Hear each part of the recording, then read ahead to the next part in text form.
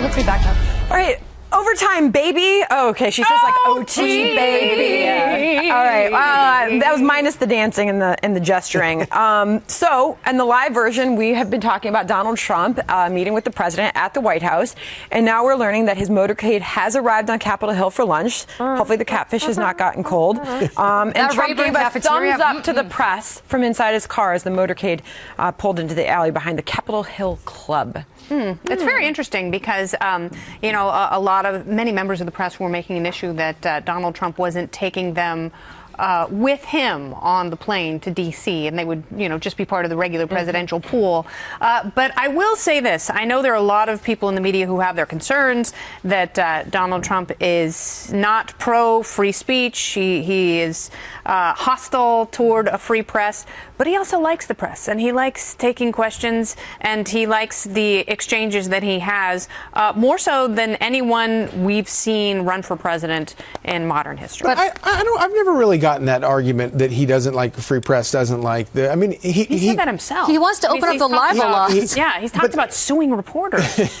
but the biggest thing that he has done is he goes after reporters, and that's what upsets people about him so much. And I don't think that's a bad thing. But I like when he does it face to face. I like when he's in a press conference and he calls someone out and tells them that they've got a silly question. I agree. I think it's a terrific thing, and I think that, and obviously people are going to say that they don't like the way he's changed language in the political discourse, but he has changed the language, and I think that there are some benefits to that. The chief among them is that it's less politically correct, and people are having more scaldingly honest conversations today than we have in a very long time. But it's also similar, just like how President Obama and President-elect Trump are meeting, and just how he's meeting with Paul Ryan. The same thing's going to have to happen with the press as well, because you're going to have a lot of these reporters who have been openly hostile to Donald Trump who are going to recognize that they want access, they want information, they want into the White House, they want in with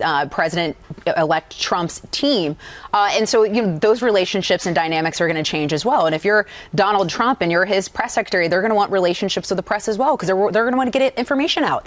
They're going to want to sell policies and sell legislation that President Obama or President Trump wants to move forward in Congress. But we see President Obama has really limited access of the press to the president and his daily routine, and now the president's press offices give the press these prepackaged videos as opposed to letting them document what the president is actually doing. I don't think Hillary Clinton was particularly good with the press. I just want to make sure we still have a transparent system. And what's very important is whoever he makes the White House press secretary, and I hope it's somebody with experience. I hope it's not some of the people that we saw. Sean Spicer, maybe Sean Spicer. That would be a good choice, but somebody who actually has experience, because as opposed to a campaign when you can throw stuff on cable news, or any of us can throw stuff out there, and it's not you're gonna have a press secretary whose every word is gonna be parsed. The markets get moved by what the press secretary says. Foreign policy decisions by other countries get made based on where you put the comma in any sentence. You have to be a very disciplined and incredibly experienced person to be the press secretary. So I know that he doesn't have many people around him with a lot of DC experience. I really hope for this particular job he has somebody around him that knows how to do that. I have full confidence that President-elect Trump and his team are taking this very seriously, and just hearing some of the conversations that are going on, I think they are looking at people that have solid experience, that have done these jobs before in some capacity. But I also think with him too, I mean, part of his appeal is the fact that he's an outsider. So hopefully he doesn't just bring in government people. I mean, I think you do need some folks that know the game and know how things happen. But let's hope he also brings in some people to disrupt the system a little bit, and to put a shock to some of the things that are failing, some of the dysfunction we've seen in Washington. Maybe, but some of that loose talk that he had on the campaign, whether the tweets or anything else, he has to. But even these streams of consciousness that he sometimes has had in conversations. Again, you're now the leader of the free world. Yep, and I get it. Markets get moved and foreign policy decisions get made, and it's frightening. All right, so obviously you're right about that, but one of the things that is so appealing about Donald Trump is the style, the freewheeling nature of how he does this stuff, and he breaks all the rules, breaks all the China and all that kind of stuff. And so while obviously you're right about it, I do hope that he doesn't lose who he is. And remember when Reagan said that whole joke about 3, 2, 1, we're about to nuke Russia? Remember back in right before a press conference, and it moved markets and people went ballistic.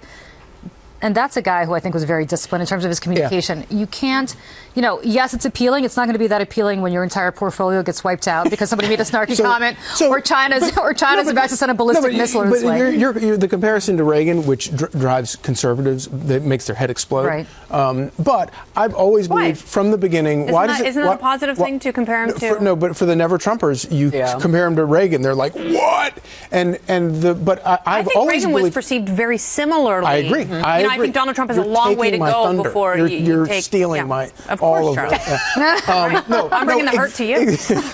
No, exactly. No, I think that he was perceived that way, but from the beginning, I have felt like that what makes this guy unique and what makes him a viable candidate to be the Republican nominee and a viable president is that he has, from the beginning, talked over the press, talked beyond the press. It hasn't gone through the press the way most politicians always do. They try to work it. He talks over them. They mock him. They make fun of him. They ridicule him. It doesn't matter because his message is jumping them and going directly. Well, I want to know them for ratings. So Huffington Post.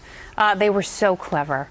They put Donald Trump in the entertainment section when he first announced he was running for president because they said he's an entertainer and he's That's not a bowl of And crow. the editor's note. Remember the editor's note? There was an editor's note, essentially every article about Trump as well, where he's a xenophobe, he's this. So did they when he they had the presidency? They had to switch it back. Did they had to remove the note. Yeah. But they claimed they were always going to remove the note. They claimed after the election they were always going to get rid of the note. I don't know. When he went back to Apprentice? Yeah, I guess. Well, I don't think NBC would have wanted him back. I don't know what he was going to do, but you're fired. He's got a job now. The Apprentice. Do we really think that Donald Trump's going to spend? I'm not even. This is a legitimate question. Do we really think Donald Trump is going to spend a lot of time in the White House actually working on policy? Because I think he's going to get a little bored. It'd be a smaller house. Yeah, I think he might get a little bored of the details of some of these. When you are president, do you have to live in the White House? Will the Secret Service force him to live in the White House? I mean, and can he bring his own stuff? Can he bring like a Sleep Number bed or a Tempur-Pedic mattress? I think he could do that. I'm not sure. I think you could pretty much bring your Tempur-Pedic mattress. A MyPillow? A MyPillow. Well, of course. Mike Lindell is one of the biggest Donald Trump supporters. Who and is? it is the best. The the MyPillow CEO guy? of MyPillow, yeah. Oh. He created the world's most comfortable pillow because he couldn't get a good night's sleep. Somebody's been watching a lot of Fox News Channel. Also, you should buy gold. William Devane tells me. What's in your safe, Julie? William Devane. Gold was a very safe place to go on Tuesday night as the markets were collapsing. William Devane, absolutely right. By the way, if you're having us or William Devane on Fox, I think William Devane. If you're having a hard time seeing us on OT on the web, please log on to Facebook. Sorry, we'll get that going.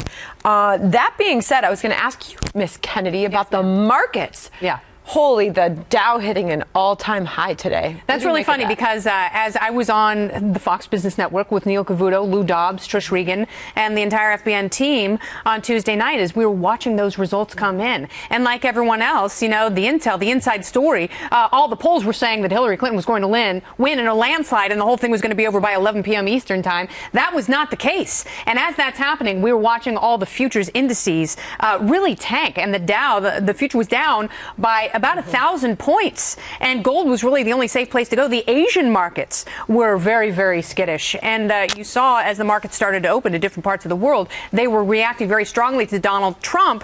And it was Melissa Francis who said, the same thing happened with Brexit. And it was the volatility was short-lived and then everything stabilized. And lo and behold, look at that. They certainly did firm up like a nice ambrosia on Thanksgiving morning. But the crazy part about that is we talk about political pundits getting the election wrong. Oh my, did Wall Street analysts get that wrong, saying that we were going to see this unbelievable sell-off in the markets if there was a Donald Trump win. The switches were in place in case it went below 7%. Yeah, that didn't really happen. But anyway, worth noting. And anyway, in the long run, Could still happen, by the way. The Trump platform is a much better one for business, much better for What? You're telling me that Wall Street actually supported Donald Trump? What? No, next you're going to say all of his economic advisors are Wall Street guys. I'm saying that it's good for business, and therefore, of course, the investment was. But the conventional wisdom was, of course, when James Comey came out, sent that letter to Congress saying that the investigation into her email server scandal was going forward, the markets tanked. How about James Comey's stock? Oof. That is not in my safe, I will tell you what. Thank Until you. William Devane says Thank you for having Good me. to have you. Love being here. We'll see you at noon tomorrow. Thank you.